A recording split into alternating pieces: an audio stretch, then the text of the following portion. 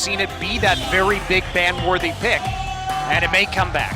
Well, here we go. Picks and bans for game number 3 between the ROX Tigers and KT Rolster, all tied up. There's a Gnar ban against Someday, of course, and the Varus ban remains from KT. Yeah, 3 games in a row of Varus bans. Now, Kuro and the ROX Tigers have played disciplined poke comps before, but the fact that it's risen to must-ban status is a surprise, especially with now one of Nidalee and Taliyah very likely to slip forward. Yeah, I think the Tigers will have to ban the Jhin unless they really want to be in a position to be forced to first pick it here. Nidalee banned out after that Aurelion Soul, so what's it gonna be? Tigers looking for a first pick Taliyah? Probably ban the Jhin that route. Well, they could ban the Jhin and then try and force the Taliyah first pick here. Could ban Gangplank as well. They'll ban the Jhin though, so there's certainly going to be power left to KT on red side. Yeah. So what's it going to be? They ban the Taliyah away. Okay. So because Gragas and Rek'Sai are both still up, this does escalate the priority of the GP pick. They're going to go with the Rek'Sai though. There's a lot of respect to Score, in particular. 3rd takeaway of the Rek'Sai. Are you a little bit worried to maybe give GP and Gragas over to KT with this though?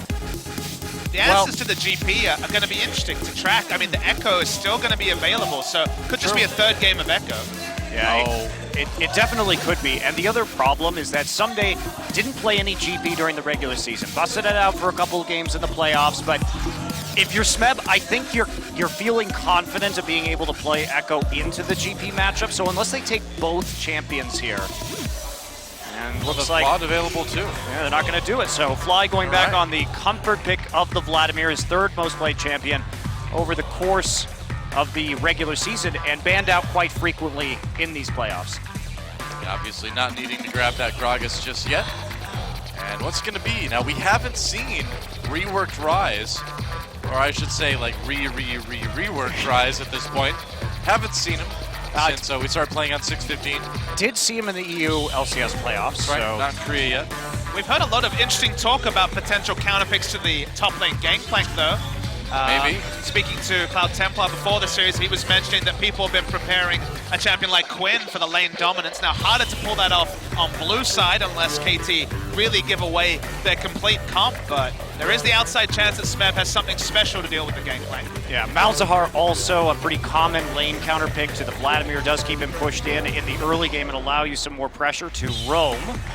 And that was one of the other elusive picks. Malzahar and Tahm Kench kind of the picks that Taric as well, the 3 picks I would say that we've seen sort of slip through the cracks.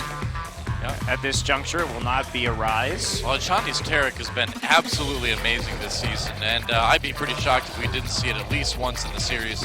I mean, ROX have played it a lot, not a lot, but to a great degree as well, and compositionally Taric is a really nice answer to the Vladimir, because you have that invulnerability that comes in about the same time that the Hemoplague will damage will apply, but having both of them makes KT's team fights with so much AoE damage for Vlad and the Gangplank here. Team fighting is already looking like a bridge too far, even though we don't even know the AD carry selection for KT Rolster. No, but they can definitely go for a pick composition, always with the combination of Rek'Sai, Malzahar, and Alistar that will be available to them. I think we're probably going to see an Ashe here. I hope we see an Ashe from Bray. But is this the time for lane pressure? Do you take the Quinn and just try and avoid team fights and just push them to oblivion? Because that is possible. They still need a top laner and an AD carry. They can pivot their image of this comp many different ways. And I don't know about the Trundle. I mean, who are you really going to ult here?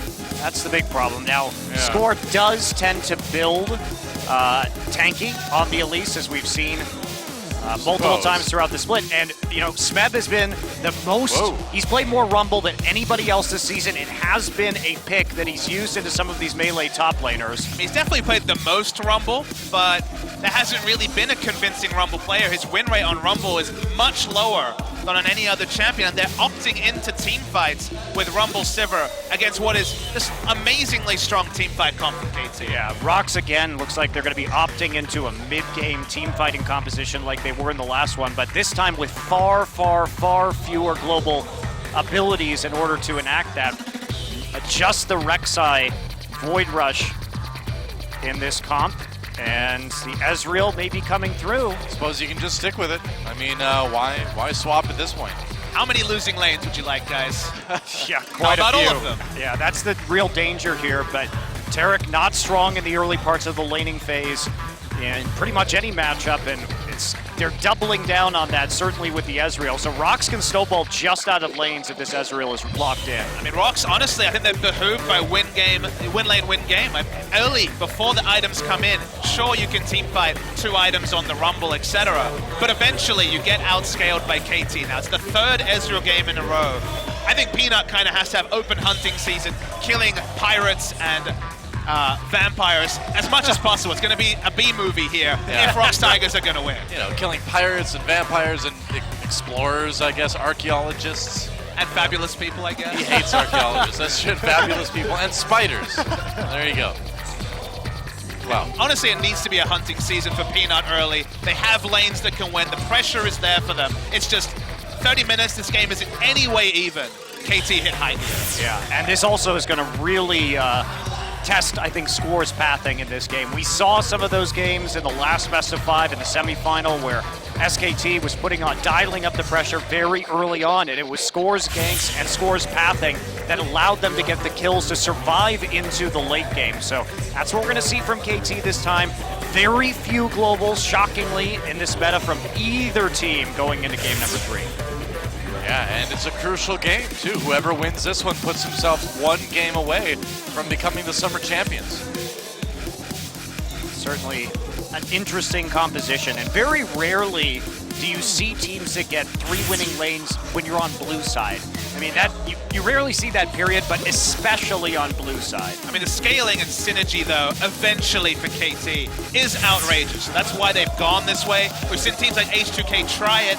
Works in other scenes, hasn't consistently worked in Korea. Well, Tarek is truly outrageous. That's exactly what KT's looking for. Game number 3, let's see who takes it.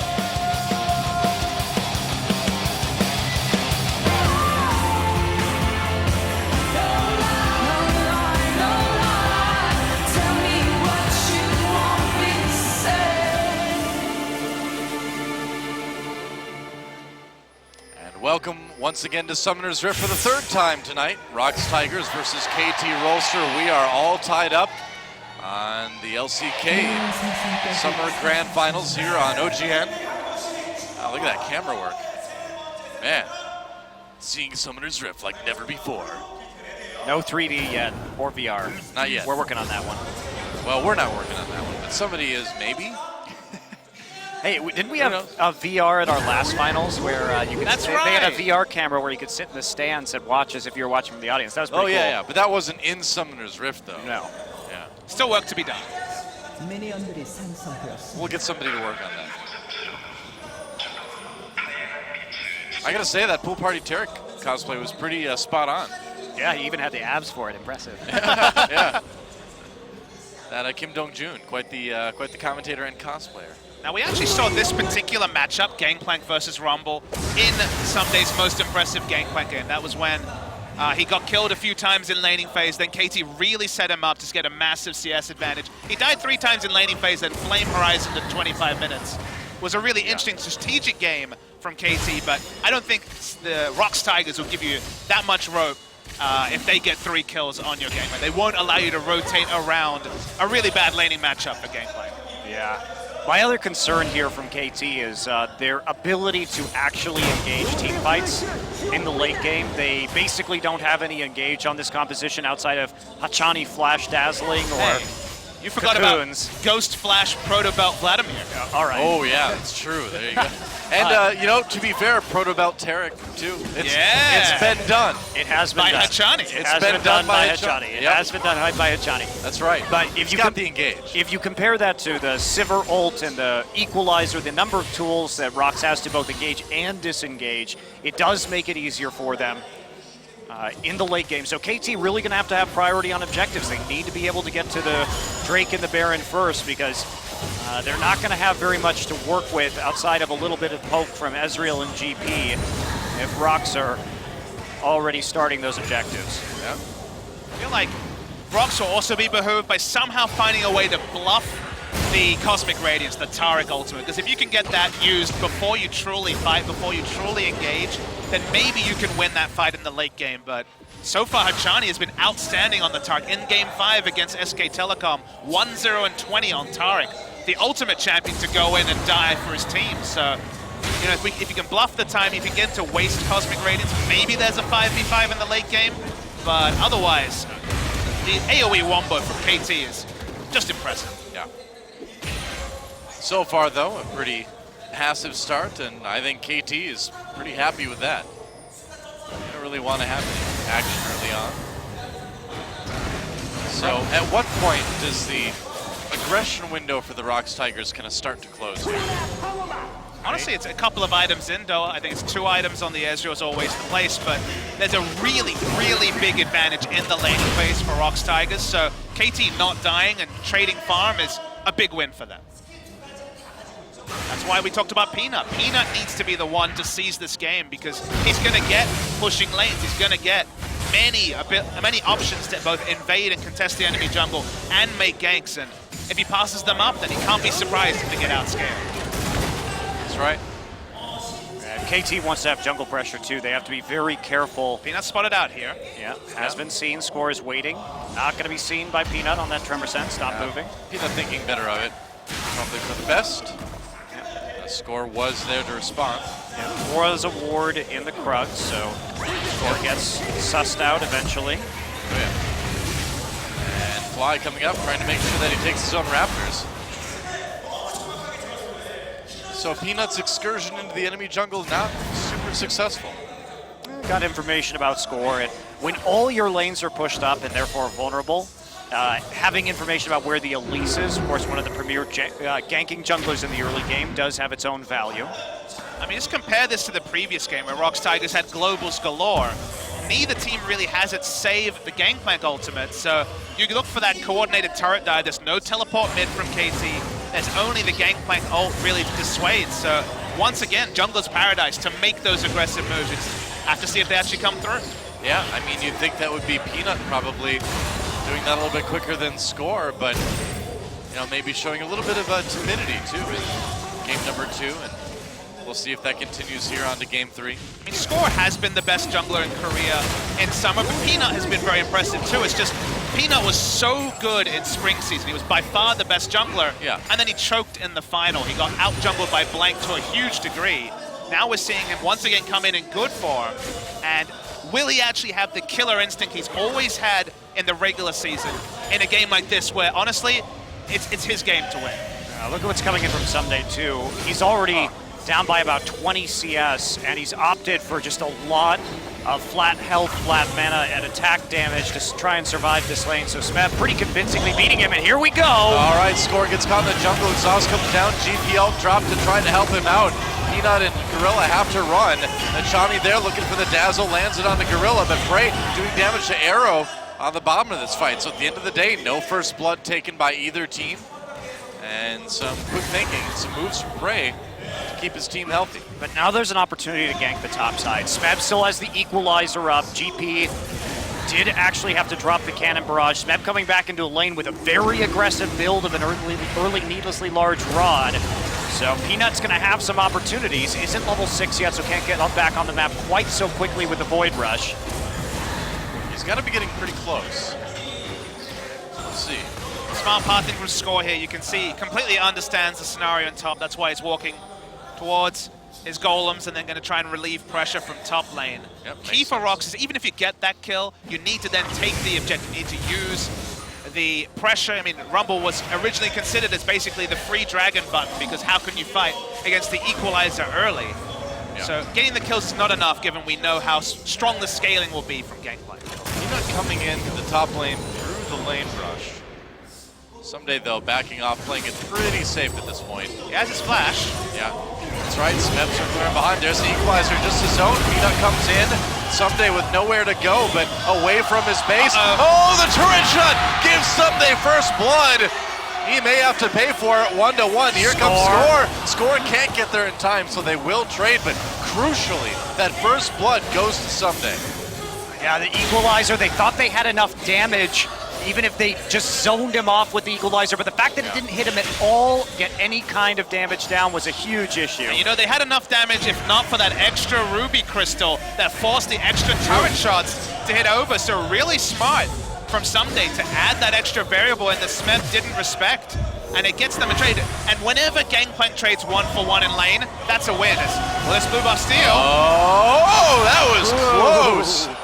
Really close. A 1-for-1's always a good trade for Gangplank, but a 1-for-1 when they send 2 members top is massive for KT Rolster. And you get first blood too. That's not too bad. It kind of helps them catch up in CS without actually getting that CS. Yeah, they're still taking a lot of chip damage on their turrets though, so ROX, in spite of Mix playing that a little bit, is still with, you know, they've got a lot of momentum coming in here. Smab still has that sizable CS advantage to help balance things out. But the first blood gets Someday a Spectre's Cow, and he's still on the same pace for the Trinity Pulse. Maybe 300-400 gold away from where he would be usually, but the extra gold brings him back kind of from the gasp. I don't know, he's still gonna have a pretty late Trinity Force here just because of the amount of CS he's down, so we'll see when he actually manages to pick it up. But for now, the laning phase has been stabilized. KT sitting at a 200 gold deficit. If they can maintain this into the 25-30 minute territory, they are going to be feeling quite good. Yeah, again, ROX Tigers does not want stabilized. They want to get the ball rolling a little bit more than this. Well, they're still on track to get first turret, right? Bottom lane is going quite well for them. They've been able to chunk down that turret to about 50%. And looks like Rumble's going to come down for a gank here on the Fly. Yeah, maybe. Fly has both summoners up, so it might be kind of hard to lock him down. He's also Vladimir. I mean, he can instantly die if he gets hit by the ult from Guro. Possible. Wow, Steven getting hit, maybe instantly dying. Peanut caught up by some CC. Here comes Gorilla to try to save his jungler. He can for the moment. Fly coming in though. Gets low, gets exhausted, backs away. Score with the execute though. Onto Peanut, and the fight continues. Score flashing into the Raptor pit, trying to live. He's going to get pursued by 3 members of the ROX Tigers. Looks like they might be able to get him. Oh, Spiderlings being the heroes there. How is Sachani always there with the perfect Taric ultimate? That's my big question. Score still on the run, is going to take a turret hit and decide it's all over. Wow. So KT giving nothing back to the ROX Tigers.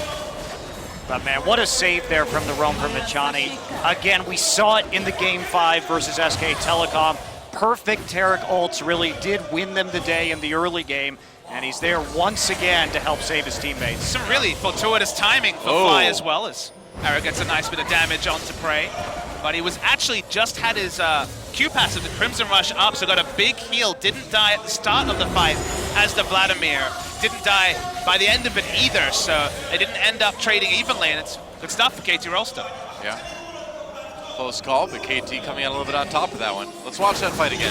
So basically there's 2 fights happening at the same time as Crow just walks up. They think they're going to take down Fly, but because he actually has the bar on the passive, by the time he gets the Q up, he gets a big heal, doesn't die. Score managed to clip over the first member. But again, the timing from Machani was the big story, and even though ROX were in first position, it didn't matter in the end. Yeah. Also, the setup from ROX there, they wanted just to burst the Vlad down, but because they caught Peanut, they didn't communicate properly where their target was. Really, Kuro should have dropped down to Peanut right there. Johnny comes in for the dazzle onto Peanut. Peanut has to try to escape, gets locked up in the tri-brush though, and Smeb can't save him, or maybe, tried. He tried, but Someday there with the parlay, but the negotiation was short rather. Smeb gets dazzled. I mean, in an interview, Score talked about watching video of the enemy jungler and watching their pathing, and both Score and Hachani have been in the right position before ROX have been able to make their aggressive moves, and ROX has telegraphed engages in Game 2 around Fly, well, what really cost them, and they've been read like a book in Game 3 as well. Yeah. Trying to defend their top turret now, and looks like they will for the moment anyway. Starting to pull ahead though in this game. Can't be overstated how important it is that so far KT have been up. All right, here we go. Disrupted on the Fly. He gets suppressed and finally taken down. Gets a emo flag off, but it's not going to mean much. ROX Tigers have to back away from the turret though after Someday drops the cannon barrage. So finally a gank, working out for the ROX Tigers. Only the pathing of Score and Hachani have minimized the disadvantage. Remember, ROX is actually behind in kill score despite having 3 winning lanes, and it's the pathing that has allowed KT to get away with this greedy draft, and they still got a gold lead with the massive scaling advantage. That turret getting low, though. Yeah, side turrets are very low for KT right now. Yep. So there still could be a gold swing in favor of the ROX Tigers if they can work them down just a little bit more. They still have a pretty big wave clear advantage. The first brick becoming important. Another great dazzle on to Prey this time. Hachani, though, the one that gets locked up, and he takes a lot of damage. Doesn't use that ultimate. Decides to save it for the moment, but they are doing everything they can to save these turrets. Again, they don't want to give ROX Tigers all that gold. And you'll notice what Smeb is doing right now. He's falling back to the Krugs because we see Peanut up here on the top side of the map, and what ROX wants to do is get this turret down as fast as possible. They don't want the possibility of a counter gank coming through. That's right. They are ready to teleport in if they need to. I mean, every extra wave that KT clears that doesn't take down the turret is more time and gold. They're guaranteed as they continue to scale. So they're happy to send multiple members rotating through top just to stop an inevitable turret. They will be first brick gold to ROX, barring some catastrophe from the ROX Tigers, but this extra time is really big for KT. Yes, Smeb falling back, wants to TP. They might go in. Looks like first turret will go down. Not quite. Peanut coming in to try to secure it, but first a kill on the Score. Kuro comes in with the Malzahar ultimate. Score gets out of it for the moment, but Smeb flashes in, drops the equalizer. They're going to use the exhaust too. Gorilla gets that kill. That turret, though, going to ROX Tigers. That's the true prize in that move. Well, if KT can actually answer with a turret here, doesn't look like they're going to be able to, given the amount of HP on the bottom side, and especially because Rek'Sai already zipping over to try and clear out that wave with a Tiamat and a Bami Cinder. So Peanut will be able to save this one. ROX Tigers make an aggressive move, and it gets them a little bit, but it's not enough yet. They definitely need a little bit more. They need more kills, they need more gold. And that number is so nebulous, Monty, when you're talking about Vladimir gangplank and also the safety of Ezreal. They can dive in as a 4-man, and what the Ezreal pick that KT have consistently been opting for, it's an AD carry that needs no peel, that will still put out damage from a respectable distance away. So the par amount of gold that ROX need to be up, we're talking 10, 15,000 to feel good at 30 minutes, and also something like Baron control, and perhaps a easy route into the enemy base towards an inhibitor. That sounds like a tall order. Exactly. Yeah. Well, that's why we were a little bit curious about the draft here from ROX. I mean, they could have gone anywhere with the last 2 picks, and they went Rumble Sivir, which is let's go team fight into what at that time was the Vladimir gangplank and Ezreal locked in. So they opted into this, and that's why they need to hit their timing, so they've only got themselves to blame. Yeah, it's a bit awkward. They do have CS leads in all their lanes, but not enough to really make a big difference. That Cloud Drake. Really nice. Peanut not able to get the Rift Sculler. No Drake's taken yet at 16 minutes. ROX should really have been, honestly, taking all of them. Remember, when you have all your lanes pushing, soloing down the Drake is Rek'Sai. Sure, it takes a while, but it's very, very possible. But because they've been focusing on the first brick, they've never actually been able to take that first Drake. That would have been unanswered by KT. ROX Tigers pushing up the bot lane yet again. Score coming down, though, on that Elise. Prey and Gorilla need to be very careful here. And they will back up. Yeah, Peanut Score rather just showing right there, so the pressure will stop at least for a second.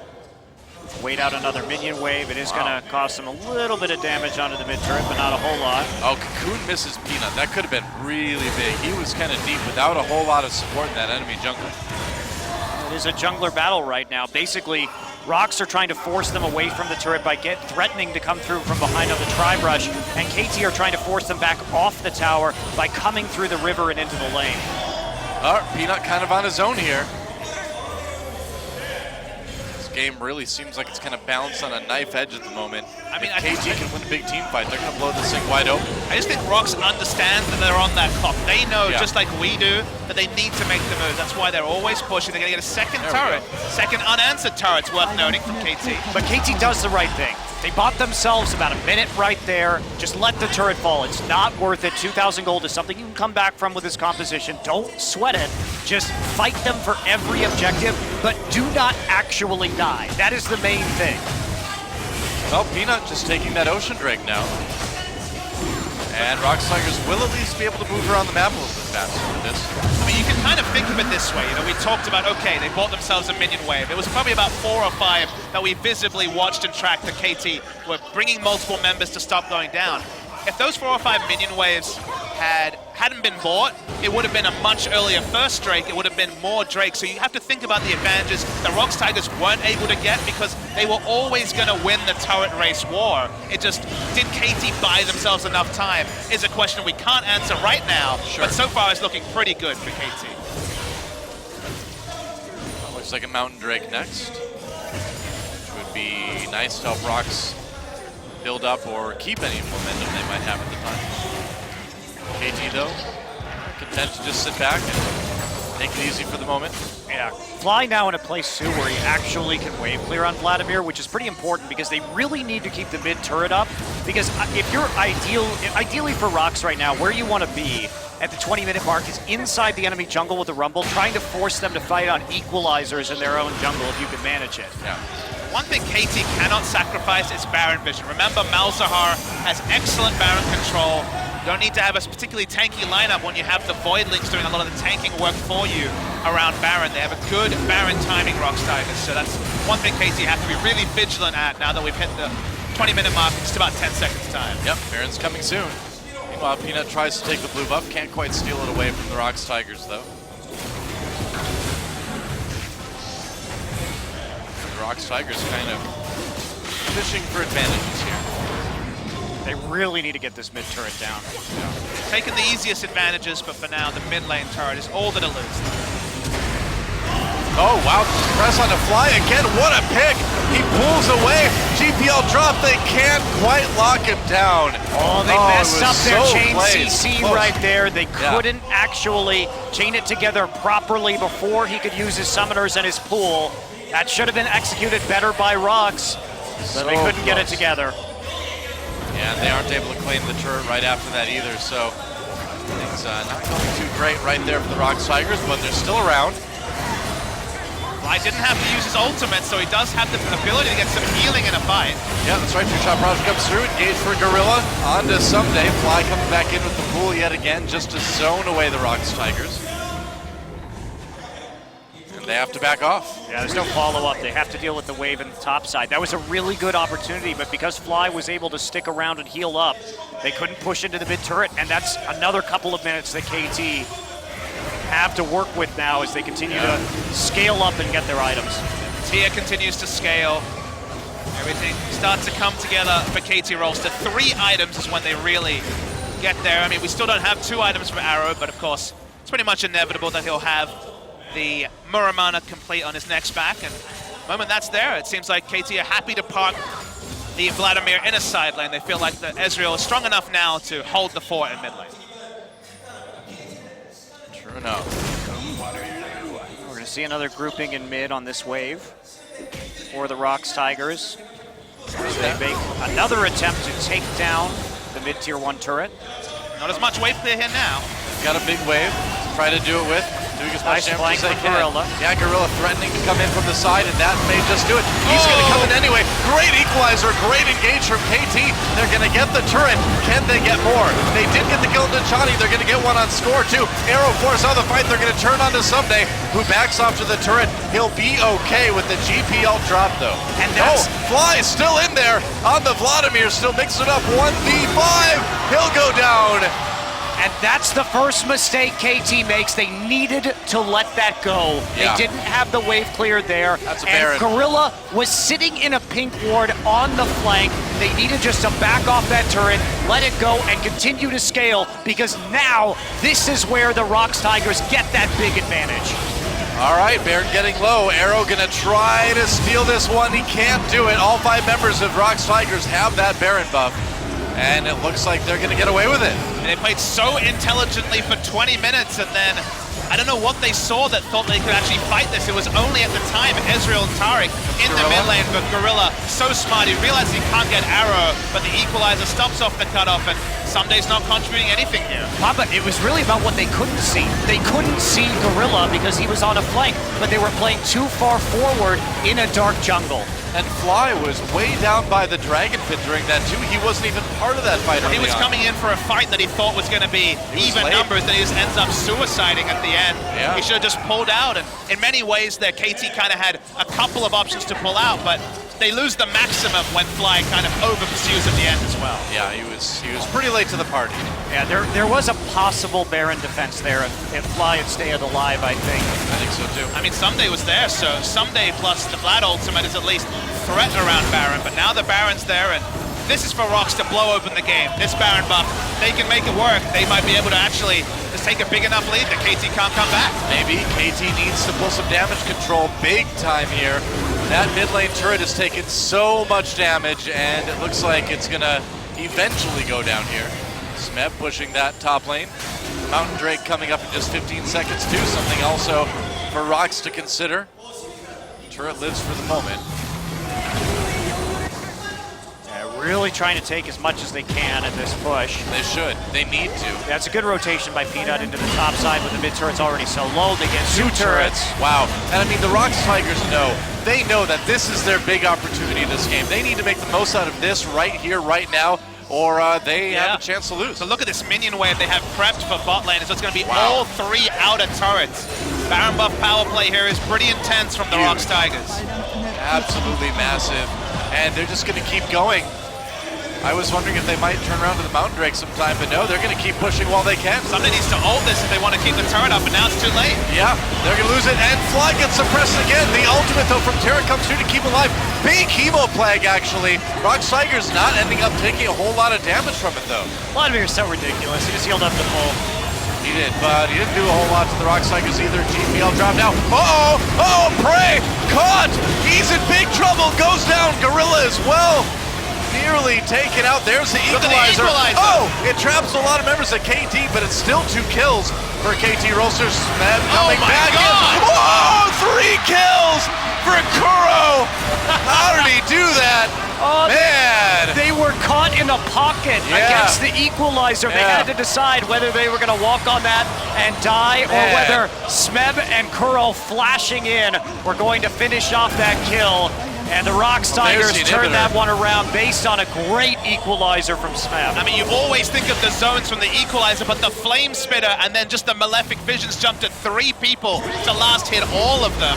It would have been one or the other. The triple kill's kind of comical that it went all to Malzahar. But credit to Smeb, he made that work. Yeah, that was a great equalizer, and KT, it looked like for a moment they were going to be able to turn it around, and you know, like we talked about earlier, you said, you know, what does it take for ROX Tigers to win this game? And you said, oh, maybe like a 15,000 gold leader on 30 minutes or so. Well, look at this, 26 minutes and they're about, 10,000 gold ahead. So we're on track. I asked for them to break the base too, and they did that as well. But they did. You're gonna see the Reaper. You're right. It started pretty well for KT. They didn't use the ult to defend the turret, so you're like, okay, this is all too late. It's not going to be anything. But when Prey dies, there is hope for the ROX Tigers. But watch the equalizer. The fact that it forces both Score and Fly. One of them's taking damage. They can't both sidestep it. And then the Flame Spitter here does unbelievable damage. Wow. Malefic Vision's got the kill credit, but that was all Smeb. It really was all Smeb. Credit to KT. Splitting off that equalizer so quickly was also very impressive play in the team fight, but unfortunately, they have no Taric ult in that choke point. If they had the Taric ult when they went in, that would have been a very different team fight. And KT, okay, they're 10K behind. We've seen the power of Gangplank even in this kind of deficit. So it's definitely not over yet from KT. We'll see how well they can defend. Yeah, ROX Tigers, though, they've found their opportunities and they've capitalized on them. Taking everything they can possibly get from that Baron buff. It's over now.